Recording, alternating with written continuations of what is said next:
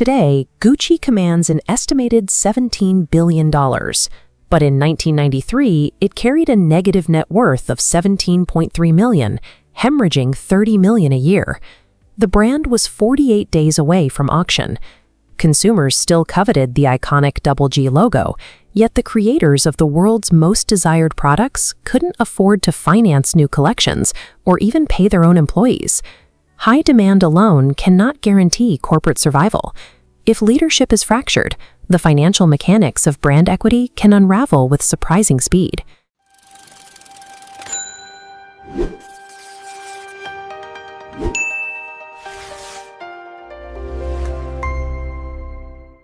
Look at the modern balance sheet of its parent company, Kering. The group brought in nearly 20 billion euros in 2023, and roughly half of that total revenue came from Gucci alone.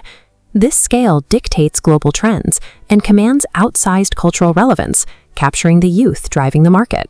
To understand how those margins are built and how easily they can be destroyed, we have to trace the creation of that exclusivity, the explosive post-war boom, and the executive missteps that systematically choked off the company's cash flow.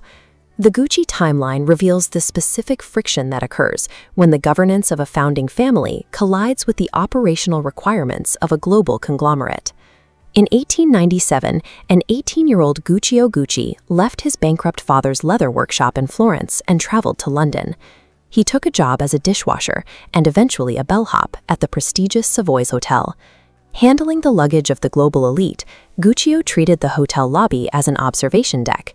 He studied the specific physical details of the bags the jet set carried, absorbing the practical mechanics of upper-class consumer psychology. He returned to Italy and went to work for the leather goods maker Franzi. There, he learned the rigid physical properties of animal hides, specialized saddle stitching, and the construction of luggage frames. He opened his own Florence boutique in 1921, but during the 1930s and 40s, the fascist regime's policies and the outbreak of World War II triggered severe international embargoes, completely cutting off his supply of imported leather. To keep the workshop open, Gucci executed what became known as the autarkic pivot. He introduced unconventional, unrationed materials into high-end production, utilizing locally sourced pigskin and imported Japanese bamboo to construct handbag handles. Those adaptive designs became the brand's most recognizable signatures. The company's competitive moat rested on this synthesis, high society observation, executed through granular technical craftsmanship. Following the war, Gucci's son Aldo took the helm and initiated an aggressive international expansion.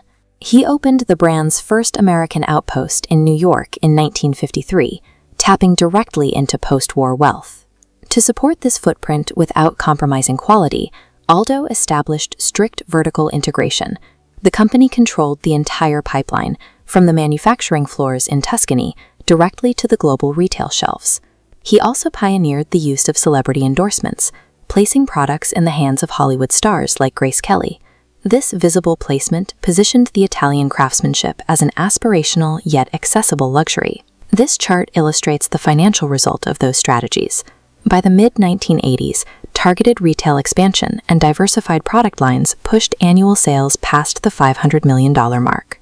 Over a 33-year tenure, Aldo successfully scaled an artisanal family shop into a global network of over 150 stores, commodifying the appearance of exclusivity for a massive market without destroying the premium allure. But the generational handover fractured that operational discipline. When Maurizio Gucci gained control of the company, he brought a vision to push the brand into the absolute upper reaches of the market, but he lacked the operational expertise of his predecessors. This chart shows the macroeconomic headwinds of the early 90s. Global luxury goods sales contracted 3% a year, shrinking available capital. Simultaneously, a flood of counterfeit products eroded market share. Cheap imitations saturated the streets, while management was distracted by internal disputes. Reacting to this brand dilution, Maurizio impulsively killed off the company's most profitable legacy product lines. He emptied boutique shelves to enforce exclusivity, but he had no new designs ready to replace the lost income. Corporate strategy was paralyzed by internal family warfare. The infighting culminated in public court battles, and Maurizio even had his own family members investigated, leading to Aldo Gucci's imprisonment for tax evasion. By prioritizing aristocratic ego and internal vengeance over operational discipline, the leadership crippled the company's revenue engine at the exact moment the market turned hostile. While retail stores sat empty and the company lost money, Maurizio accelerated his personal corporate spending. He poured capital into refurbishing a grand new headquarters in Milan and purchased an 18th-century palazzo outside Florence. He continued to misallocate the dwindling cash reserves, co-sponsoring an America's Cup racing ad while the business struggled to pay its own suppliers. The liquidity crisis peaked when Maurizio racked up $40 million in personal debt. With no income from the failing company, he used his Gucci shares as collateral for his loans. Between 1991 and 1993, corporate losses reached $102 million. The investment firm Investcorp, which had been keeping the operations afloat, finally refused to pump any more capital into the business. Without operating capital or strategic direction, the corporate mechanism simply stopped. Vendors weren't paid, inventory wasn't produced, and the machinery of a global conglomerate locked together. Facing personal bankruptcy and the imminent auction of the company's assets, Maurizio surrendered. In 1993, he sold his 50% stake to Investcorp, permanently removing the founding family from the brand they had built from scratch. For the first time since the company's founding in 1921, there were no Guccis working at Gucci. To survive total collapse, the company had to abandon its reliance on legacy bloodlines and transfer authority to a circle of professional, calculated operators. The first architect of this rescue mission was Dawn Mello. Recruited straight from Bergdorf Goodman, she was brought in to begin diagnosing the brand's decay and identifying exactly where it had lost its way. To manage the business side, Investcorp appointed Domenico De Sole as CEO. A Harvard-educated attorney who had represented the family for years, De Sole became the strict enforcer of corporate and financial discipline. And to fix the clothes themselves, they promoted a young, relatively unknown Texan designer named Tom Ford to completely reimagine the brand's aesthetic direction. This trio operated with a distinctly different mindset than the squabbling family members who preceded them. They understood that mere adjustments wouldn't work. They had to gut the bloated, traditional structure and make Gucci desirable again. Reviving a fashion house on life support requires two things acting in perfect tension: left-brain financial ruthlessness to stop the bleeding, and right-brain creative risk to give consumers a reason to care. The executive team quickly identified the operational poison killing the company. Years of aggressive licensing deals had plastered the famous Double G logo on cheap, mass-market items. This over-availability had eroded the brand's luxury prestige. Under Mello and De Sole, Gucci slashed its global retail footprint from 1,000 points of sale down to 180. Next, they purged the product line, cutting the catalog from 22,000 items to just 7,000 premium offerings. To ensure those remaining products were actually worth buying, De Sole relocated the creative headquarters from Milan back to Florence.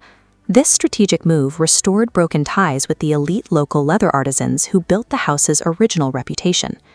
It's a calculated economic paradox.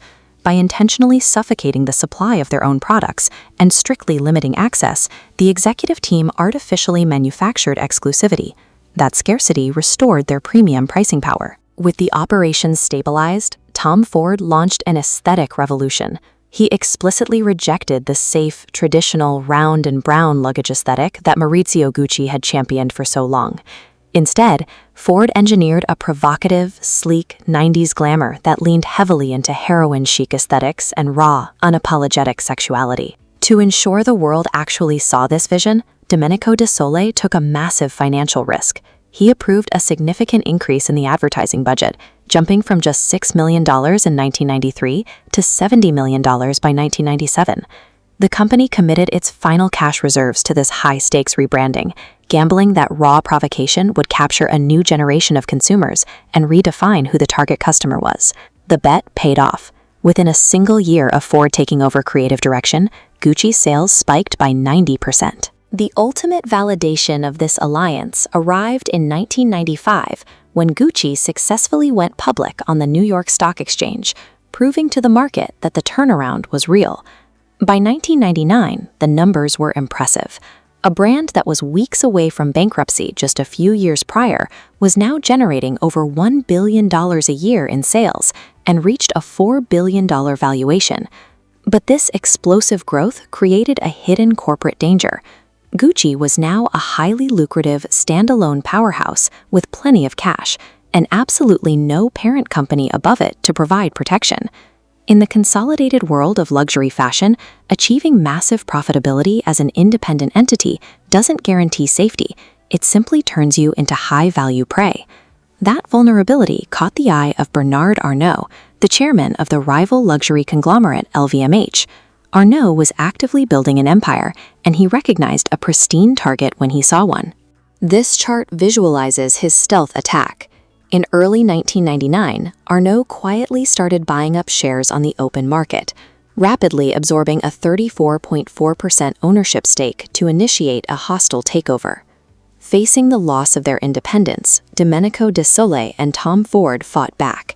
They executed a defensive maneuver, creating an employee stock ownership plan to suddenly flood the market with new shares and dilute Arnault's holdings. To secure a permanent defense, De Sole invited rival French conglomerate leader François-Henri Pinault to join the company as a white knight investor and block the LVMH acquisition. This partnership had engineered a complete financial recovery, pulling Gucci back from the edge of insolvency. But by saving the company, they plunged the brand directly into the center of the bloodiest corporate war in fashion history. Completely blindsided, only discovering the details of the massive alliance through reports in the press. This $3 billion defense effectively blocked the takeover and provided Gucci with a massive war chest for its next phase of growth.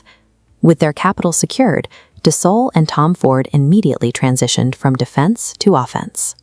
They used the cash for an aggressive acquisition spree, forming the Gucci Group by purchasing controlling stakes in legacy houses like Yves Saint Laurent. They continued to expand by acquiring modern, avant-garde labels like Alexander McQueen to capture new market share. But the alliance with PPR eventually led to a total corporate buyout. By 2004, the French group took full control at a valuation of over $8 billion. To maintain their independent vision, both Domenico De Sole and Tom Ford chose to depart the company once PPR asserted full operational authority. Those strategies proved lasting. By 2025, Gucci's brand valuation reached $17 billion, contributing half of Kering's total revenue. The Gucci name survived its financial ruin, but the era of the independent luxury fashion house had to die for it to live. Examining the specific operational changes implemented at Gucci during its most desperate years offers a map of the modern luxury industry's inner workings. The primary issue under Aldo Gucci was the cheapening of the brand through endless third-party licensing. De Sole reversed this with a new mandate for total exclusivity. Gucci began the expensive process of repurchasing those licenses and cutting ties with third-party distributors to regain control. By shifting to a direct-to-consumer model, the brand could finally control pricing, quality, and the customer experience through its own physical stores. This turnaround relied on a distinct commercial creative duality. De Sole acted as the operational anchor, enforcing strict financial discipline and supply chain efficiency. He paired that rigidity with Tom Ford's ability to drive consumer hype through provocative designs and celebrity alignment. In the luxury sector, pure artistic genius will burn a company to the ground unless it is tightly contained with ruthless financial parameters.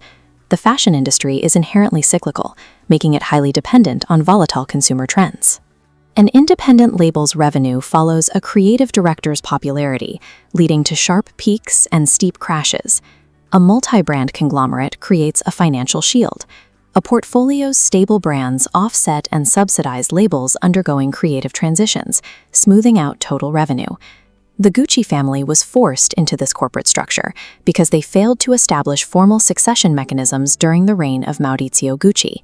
For an early-stage business to survive, it must separate family ownership from day-to-day management to prevent personal disputes from causing financial ruin. The modern luxury conglomerate is the ultimate corporate evolution, designed to mitigate the volatility of fashion trends and the risk of human infighting. Over a century, Gucci grew from Guccio Gucci's single Florentine shop into a warring family dynasty. When that dynasty crumbled, the brand moved through a corporate battlefield to emerge as the central engine of a global conglomerate. Heritage might establish a prestigious name, but only operational discipline, strict brand control, and strategic alliances ensure its survival. This leaves us with a question. Did Gucci trade its soul for survival? And is it still possible for a luxury brand to survive today as an independent entity? Let us know your thoughts on the independent versus conglomerate model in the comments below. Thank you for watching Brand Brains. Be sure to like and subscribe.